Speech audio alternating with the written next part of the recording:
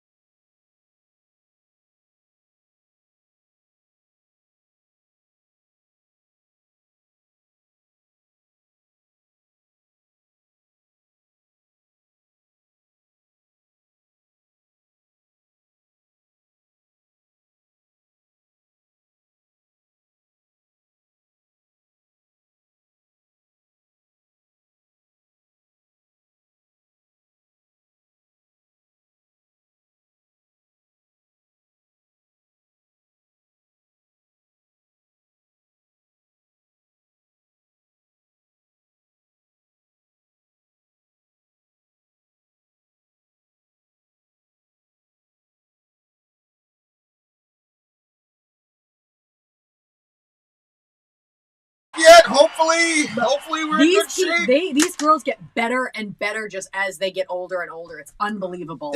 Her voice is I was just gonna say incredible. That vocal style, man. Like, yeah, especially live.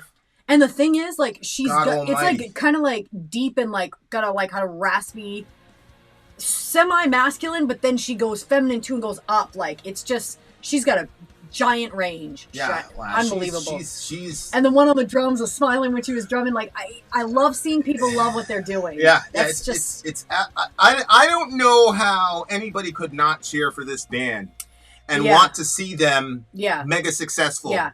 They're so humble, but they're still kids. Like, we did it. Was it Mike Franco? It was Franco. He made the whole video. We had a little mini documentary. He made a mini documentary for us, and it was like, it really gave you a glimpse into these girls, like how they were going through it, how they were trying to figure out like the balances and the prices that you have to pay to do what they're doing. Yep. Yep. It was a very, very, like, this is kind of like self-promoting, but go back and watch it. It really gives you a very good sort of understanding of where they're at with it. Brilliant. Proof you're a decent woman. Trump doesn't like you. Yeah. Our president said no one would ever want to date that woman. Her voice is too ridiculous. It's not a masculine voice. I mean, she was just putting some sauce in it, Mr. Trump. This girl, like, she's universally looked upon as like the shit right now. So, it's Trump. What are you going to do? Go ahead. So you there? Yeah, I think it's great. I think that she's got the range is just so great. And it's like a deeper, but it still sounds feminine. I don't know. I think it's great. Yeah, she's absolutely maintained her femininity. Like, I like it when females like push the range, man. Mm-hmm. Like, please. Anyway, here are the lyrics. And it's Trump, right? I mean, he's got to play the role of Trump, so I'm not like actually offended or anything. But anyway. I've been invaded by the need to stay inside this cage. Day after day I'm hurting, but I choose to stay this way. Running out of things to say. Isn't it normal to love what we hate? It's draining me out just the same. I'm in too deep. Give me something to believe. This hell you call a dream. In this hell you call a dream. Do you think that this is, again, the sort of like music industry, like what they're doing, the difficulties involved? I think like, I'm not going to like get into the specifics, but I was talking to you and I said, everything has a shelf life and entropy affects everything, including the things that make us happy. Mm-hmm. And so it's like, we as outsider, like, oh, they sold out 80,000 people. 80,000 people are yelling and screaming their name, blah, blah, blah, blah, blah. And we're only seeing the good side of it.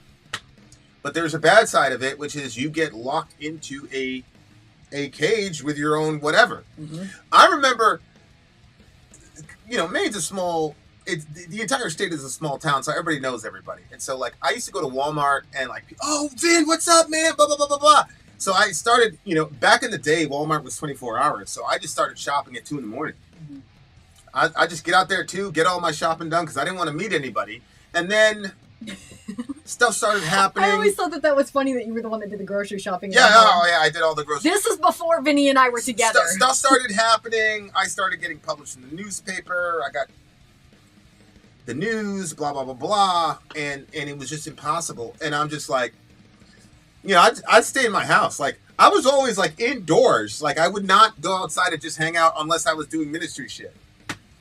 And so, like, that was a small little state with like 5 people in it, and I couldn't deal with it. Can you imagine being in a giant city like New York and people knowing who you are, not like giving you your space? I haven't met an artist that's like a really, really awesome, crazy artist that is like a massive extrovert. Because think about it. It's the same thing with preachers. Like, there are very few like extrovert preachers that like make the top 10. And it makes sense, right? As a musician, you got to have a lot of alone time to get good. As a preacher, you got to have a lot of reading time to get good. And so it makes sense that the personality type where you have a lot of alone time where you can focus on one thing, it would make sense that those people would then be massively successful. Mm-hmm. Like, you look at Kobe Bryant, the big thing everybody says about Kobe, greatest player in the world, of our time, but human interactions, he never could figure it out. He didn't even know how to like let the guy celebrate his birthday party. Because Kobe was, again, he was a very introverted individual. He got excited when they would score, but he was extremely introverted, and that's how he became maniacal about perfecting his art. And so it's like this weird thing where you're an introvert that makes you a great artist, but then being a great artist puts you in front of the stage of the whole world. And so you're always in this like giant contradiction. And then on top of it, people think that because you're doing something in public that you're extroverted. They don't realize they're giving everything they have on the show. Mm-hmm. Then you come up afterwards and want to hang out with them, and they're not that same kind of energy. Mm-hmm. And then it's all this, oh, you're a rock star, you're too important, blah, blah, blah, blah, blah. It's like, yeah, she's too important. There's 80,000 people came to see her play. Mm-hmm. She's not going to hang out and talk with you, and she's not a bad person because of it. Right. Yeah, exactly. You know what I'm saying? Like, they don't become our property once they become public. Somebody said that to me. He said, look, man, he said, deal with it. You're community property now. And I'm like, man, fuck that shit. I'm not nothing. He's like, how come you can't go to Walmart then? He said, you know I'm right. You can't even go to Walmart. Get out of here. He's the same type of person? Nah, he wasn't. It was B. It was B, and I was complaining. I mean, he was like, well, at least people were like wanting to be around you. You're a celebrity. I'm getting death threats. But people trying to, he was getting death threats, but, you know. So it's like they're living their dream. That's true, but it comes at a cost. Everything comes at a cost. I mean, that's just the long and the short of it. And a lot of our heroes in the industry have always told us the same thing. Whether it's Got the Life, whether it's Hooker with a Penis, they all talk about it. Yep. And it's like, I remember like when I first discovered Korn, I was like, I want to be a rock star. I want to do this. I want to do that. And like now, like being backstage and seeing this shit, I'm like, nope. Nope. And living in hotels, nope. It's just not the life for me, man. It's just not the life for me, you know? So shout out to those girls. No, not the life for me either. To be fair, those people at Walmart have probably never seen Robot like that's true. That's true. That's valid. That's valid. I think that's valid. That's valid. But much love to those girls. It's a 9.5 for me. No, that is also a 9.7 for me. I love the energy that they put out. I love that they are like, every time I see them, I feel that they're like, I every time I see them, I'm like, wow, they're so good. And then the next time I see something that's more current, I'm like, they got better.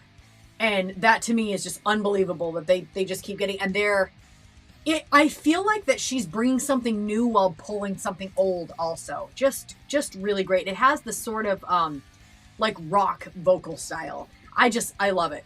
And I love that they're in it together, the three of them, and that, I know it's difficult. I know that because of what they've said. If you're a praying person, pray heavily for them sisters to stay together, man. Yeah. Because this industry will tear you apart. That would really suck to see those three innocent, beautiful girls get fucked up by this industry. But you know what? I don't know, man, because they seem to be wise beyond their years, and I don't think that I don't think they're gonna get duped by anything. They've got a hell of a lot of leverage. I'm sure they know it. You know, they got really good people around them, so you know they're not just gonna be. They're in control of this shit, so I'm proud of them. All right, we got another song coming for you, beautiful people. You, Skylar. I'll say you were early for the next show. How's that? Commercial break. We'll be right back.